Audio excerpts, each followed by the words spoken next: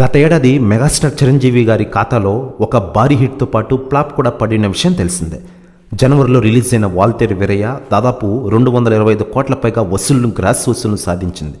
చిరు సత్తా ఏంటో మరోసారి ప్రపంచానికి చూపించిన విషయం తెలిసిందే. అయితే అదే జోష్తో బోళాశంకర్ పేరుతో ఆగస్టులో ప్రేక్షకుల ముందుకు వచ్చారు చిరంజీవి గారు. ఆ చిత్రం బాక్సాఫీస్ వద్ద దారుణంగా బోల్తా కొట్టిన విషయం తెలిసిందే. చిరు కెరీర్లో భారీ రాష్ట్రగా బోలా నిలిచింది. దీంతో మెగాస్టార్ తన ప్లానింగ్ మొత్తాన్ని మార్చేశారు. బ్రోడరీ రీమేక్ ప్లాన్ని పక్కన పెట్టి బింబిసార డైరెక్టర్ వశిష్ఠ కథకు ఓకే చెప్పిన విషయం తెలిసిందే.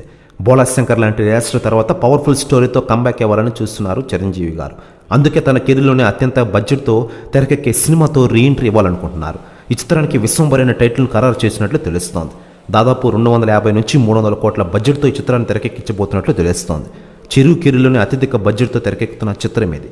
సోషల్ ఫ్యాంటసీ నేపథ్యంలో తెరకెక్కుతున్న ఈ చిత్రంలో చిరంజీవి గారు విచిత్రమైన పాత్రలు నటించబోతున్నట్లు తెలుస్తోంది.